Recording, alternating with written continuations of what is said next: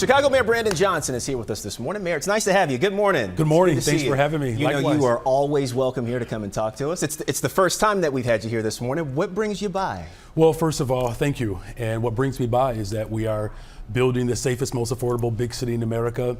This week, we had a very powerful week. We opened up 4 brand new L stations on the north side: Argyle, Lawrence, Berwyn, Bryn Mawr.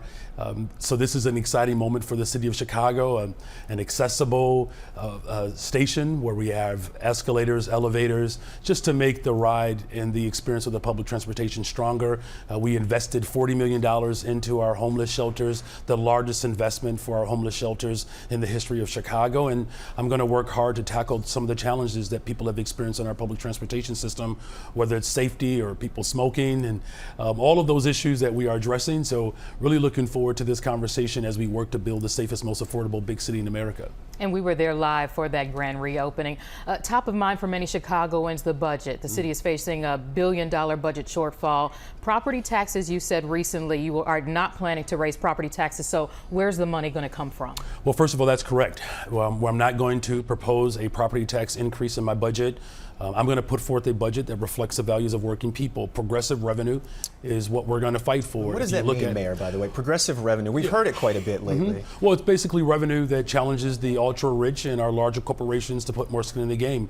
Look, we've had budgets that have been balanced off the backs of working people, our police officers, firefighters, teachers, bus operators, child care workers. That's not a sustainable approach to build a safe, affordable city. And so what I'm going to do is work with City Council to ensure that the progressive revenue that speaks to those who have means to put more skin in the game, so that we can continue to make those critical investments to drive down violence in the city of Chicago. 30% reduction in homicides, 38% reduction in shootings, 38% reduction in shooting victims, 34% reduction in robberies. All of these investments are leading us towards a safe, affordable big city, and we cannot afford to go backwards. Does that progressive revenue generate $1 billion, though?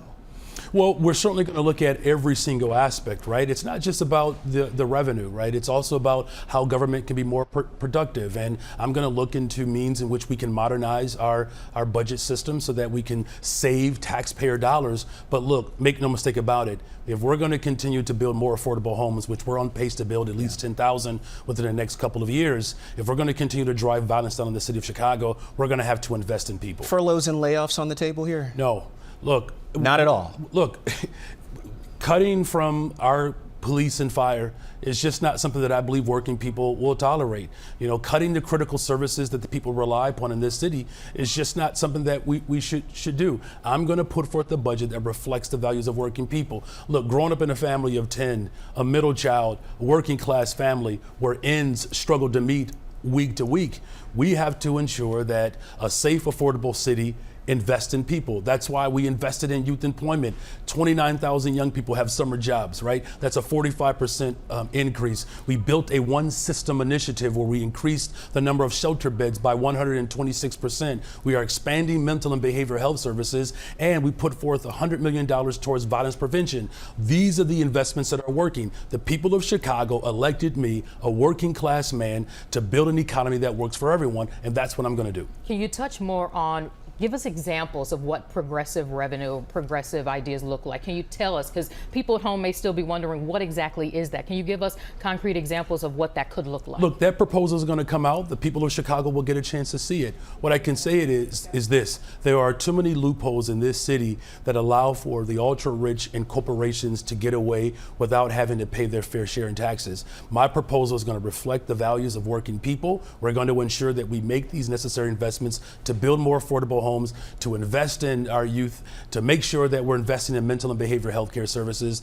that we are addressing community safety. And as long as we're committed to building the safest, most affordable big city in America, that's something that I think is worthwhile rallying around. On a lighter note, is the 2027 MLB AllStar Game coming to Chicago?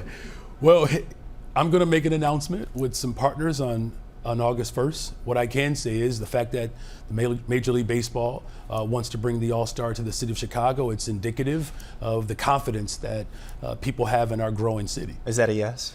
Well, I will just say you have to stay tuned. Not bad, Terrell Smith. I do the thing over here.